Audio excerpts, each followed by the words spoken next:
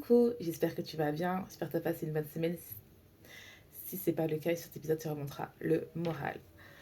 Aujourd'hui, je reviens sur YouTube, je reviens sur mon podcast et je ne m'attendais pas à avoir autant. Merci, j'ai atteint les 60 000 vues alors que ça fait je ne sais pas combien de temps que je n'ai pas posté sur cette chaîne. J'ai atteint les 32 000 écoutes sur mon podcast. Et je me suis rendu compte que vous aimez mon contenu. Déjà, je tenais à vous remercier et je voulais pas revenir comme ça avec un sujet que, comme je fais d'habitude sur mon podcast, il y a beaucoup de choses qui ont changé dans ma vie. Et j'aimerais bien faire une petite update sur ma vie avant de recommencer sur les sujets que je fais d'habitude et qui vous.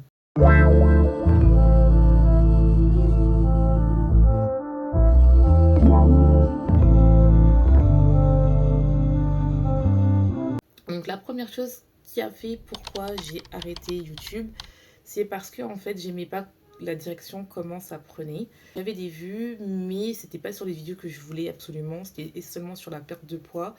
Et vu que mon contenu, je voulais plus que ça soit plus sur le business, le développement personnel, et après la perte de poids, c'est pour ça que j'ai arrêté de poster sur YouTube et que j'ai commencé à poster plus sur mon podcast. Sur mon podcast, je me suis rendu compte que les vidéos où je parlais, les audios où je parlais toute seule, ou les épisodes où je faisais tout seul, c'est ça qui marchait le plus que les interviews. Donc j'ai décidé de reposter les interviews sur ma chaîne YouTube. Mais pareil, c'est les vidéos où je suis toute seule, où je parle de moi, où je parle de mon côté développement personnel et aussi de business qui marche le plus que sur mon podcast. Donc je me suis rendu compte, après maintes et maintes de fois, d'arrêter d'avoir peur d'être vue. The fear of being seen, arrêtez pas de me bloquer. C'est pour ça qu'à chaque fois, je prenais beaucoup d'interviews. Je crois que sur mon podcast, depuis le début, j'ai dû avoir plus d'une dizaine, voire interviews. Et que à chaque fois, une interview, ça, c'est pas les épisodes qui explosaient le score. Et ça demandait beaucoup d'énergie pour très peu de résultats. Il y avait des personnes qui aimaient ça. Mais en globalité, je crois que mon audience préfère vraiment les épisodes où je parle toute seule, où c'est vraiment authentique, wow, et où en gros je parle de mon expérience et ce que je fais et où je documente ma vie en fait. Donc la direction de cette chaîne, je sais pas encore comment ça va se passer. Je pense que pour l'instant ça va être des vidéos podcast que je vais faire parce que je me suis rendu compte que le contenu que j'aime faire c'est le podcast, c'est ça qui marche pour moi, que ça soit dans mon contenu en français ou en anglais. Et donc c'est pour ça que je compte reprendre parce qu'il y a 60 000 vues, j'ai 400 abonnés qui sont pas des abonnés alors que bah je n'ai pas filmé. Donc c'est que vous espérez un retour. Donc voilà que j'ai fait en septembre, je vais essayer de faire des vidéos une fois par semaine, de reprendre mon rythme, de continuer ce que je fais. Alors, qu'est-ce que je faisais en parallèle? Non, je n'ai pas arrêté mon business. J'ai juste switché mon business en anglais. Pourquoi? Parce que j'ai vu qu'il y avait une communauté là-bas qui était beaucoup plus active, qui me posait des questions et qui faisait mes tips. Je ne dis pas que vous n'êtes pas actif, mais vous ne répondez pas à mes questions. Donc là, donc ce que je vais faire, c'est tout ce que je fais en anglais, je vais le faire en français. Comme ça ne me fait pas un double travail. Une newsletter en français que je vais alimenter, que je vais mettre là. Et ceux qui parlent anglais, il y a ma newsletter en anglais qui est là, que je vais vous mettre. Donc ce que je fais généralement, là, ce que je suis en train de faire, je vais vraiment documenter ma vie, développer mon business en anglais, où je commence à avoir une communauté en anglais, ou qui me permet d'avoir un taux d'ouverture de 27% à 39%, avoir des gens qui like, qui commentent mes documents, et je crée un business en ligne de coaching pour développer son business et être payé pour être sa propre vérité. Pourquoi j'ai switché en anglais? Parce que en fait, je me suis rendu compte que c'était beaucoup plus facile pour moi de dire ce que je voulais en anglais. Je pense que c'était vraiment lié à la peur d'être vue et la peur du rejet. Je me suis dit, en anglais, des fois je comprends pas, c'est pas grave. Euh, voilà, j'écris, je dis ce que je veux. J'ai toujours cette timidité qui est en moi, mais ça me permet en fait de vraiment d'être beaucoup plus authentique et d'écrire ce que j'ai envie. Parce que je suis vraiment passée sur un contenu écrit, donc j'ai 2 blogs maintenant. J'ai un peu mis en stand-by mon blog en français qui a toujours autant de vues, mais je veux vraiment développer mon contenu en anglais parce que c'est là où je développe vraiment le business, mes offres et tout ça. Donc je vais vous montrer ce que je fais. au cours des semaines qui vont arriver, tout ça. Et vraiment, je m'éclate dans mon contenu en anglais. J'ai un podcast en anglais qui s'appelle True From Within. Je publie pareil une fois par semaine, des fois deux, ça dépend de mon inspiration. J'ai lancé ma chaîne YouTube. Je sais pas si je vais switcher anglais-français ici ou je vais séparer les deux, je ne sais pas. Mais pour l'instant, ça me plaît. Je parle beaucoup de tout ce qui est mindset, développer son business, investir en soi, sa relation avec son corps, pourquoi on n'arrive pas à se montrer authentiquement. Alors, qu'est-ce qui s'est passé pendant 1 an et demi? Il s'est passé beaucoup de péripéties. Il y a beaucoup de gens qui sont dans mon podcast qui savent.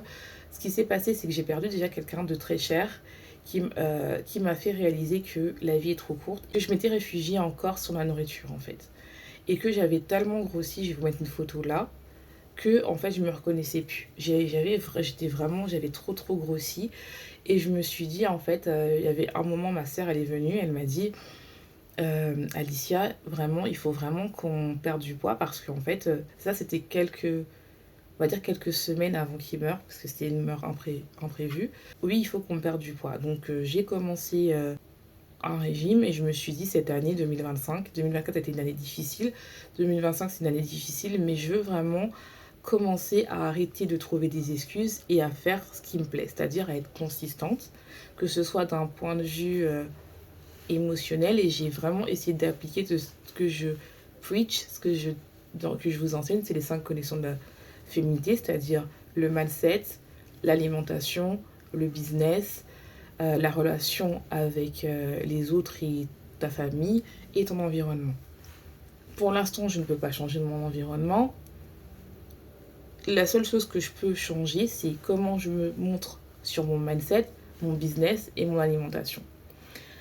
Et la relation que j'ai avec mon corps. Donc là, j'ai décidé vraiment de prendre soin de moi et j'ai perdu, là j'en suis à 15 kilos depuis le mois de mars.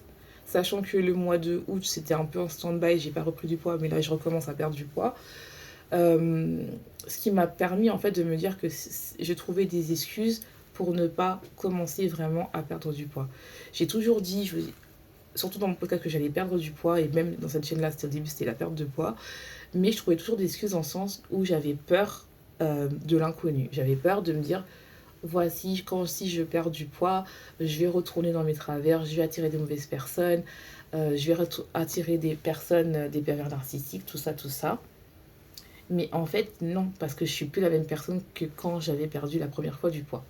Sachant que là, je suis sur une perte lente, je suis pas sur une perte rapide. Je veux vraiment changer d'alimentation pour que ça soit à vie et non pas juste le temps d'un été. Donc, c'est ce qui fait que je perds du poids de manière saine, de manière à écouter mes signaux de faim, de pas faim.